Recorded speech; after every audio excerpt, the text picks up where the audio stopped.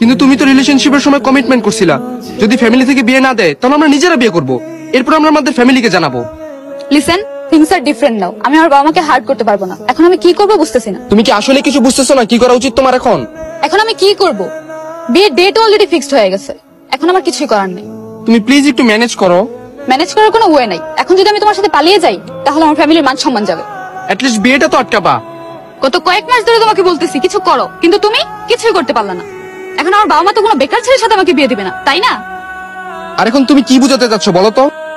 ও, আমার তো মনে হচ্ছে তুমি ওই ছেলেকে বিয়ে করতে রাজি হয়ে গেছো আর আমাকে ফ্যামিলির এক্সকিউজ দেখাচ্ছ, তাই না? কি বললা তুমি? তুমি আর কখনো আমার সাথে দেখা করবে না। ভালো থেকো, বাই।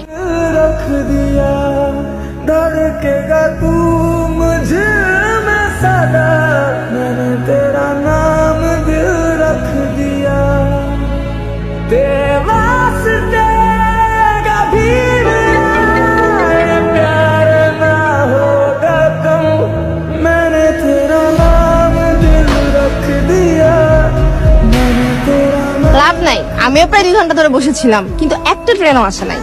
পরে 2জন লোক হেঁটে যাওয়ার সময় বলাবলি করছিল ট্রেনের লাইনে কি যেন একটা প্রবলেম হয়েছে, ট্রেন আসতে আজকে লেট হবে। আপনি কে আর আপনি এখানে কি করেন? আপনার মতোই চেষ্টা করছিলাম কিন্তু ট্রেনই আসে না। ভালোই হলো, এতক্ষণ একা একা বোর হচ্ছিলাম, এখন কথা বলার মতো কাউকে পেলাম। চলেন কিছুক্ষণ গল্প করি, তারপরে ট্রেন আসলে আমাদের মহৎ উদ্দেশ্যটা আমরা 2জন মিলে সফল করব। যদি কিছু মনে না করেন আপনার রিজনটা কি জানতে পারি? আমার বয়ফ্রেন্ডের সাথে 3 বছর রিলেশন ছিল, আমাকে এখন আর তার ভালো লাগে না। কেনই বা ভালো লাগবে? গত 3 বছরে আমার সাথে তার সবই করা শেষ। জানেন, আমি মেয়েদের একটা নাম দিয়েছি, হিডেন ট্রেজার। একটা মেয়ের মাথা থেকে পা পর্যন্ত পুরোটাই হিডেন ট্রেজারে ভরা।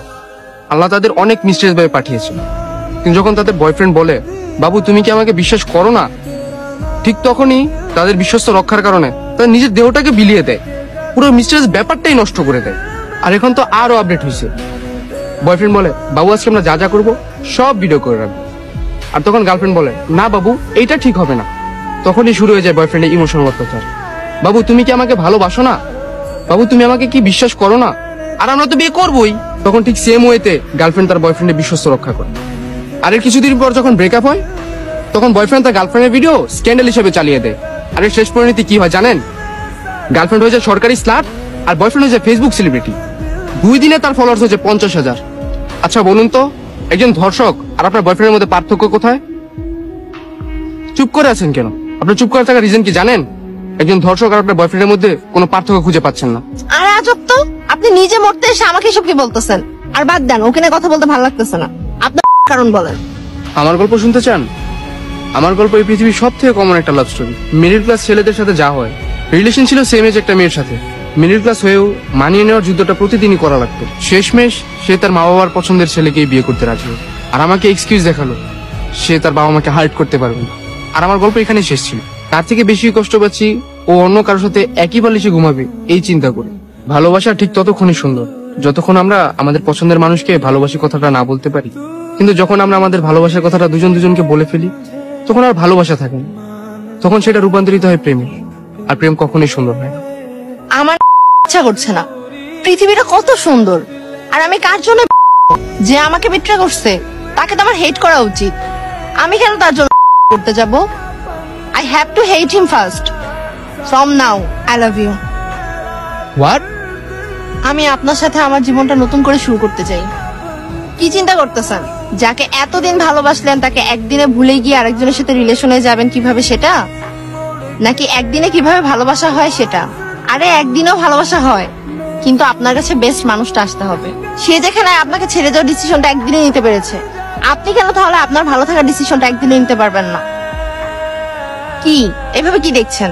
আমি পুরাতন হয়ে গেছি নাকি আমি ভার্জিন না সেটা ভেবে চিন্তা করছেন? আচ্ছা, আপনি যাকে বিয়ে করবেন সে যে ভার্জিন হবে তার গ্যারান্টি কি?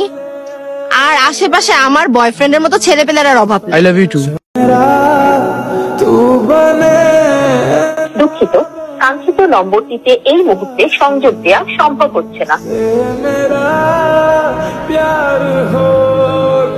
আচ্ছা তুমি বলবা এই 4-5 দিন তুমি কোথায় ছিলা? শ্রাবণ, তুমি এখন আমার সম্পর্কে কিছু জানোই না, আর এখন আমি তোমাকে যেটা বলবো সেটা শোনার জন্য তুমি হয়তো মেন্টালি প্রিপেয়ার হও না। মানে কি এইসবের?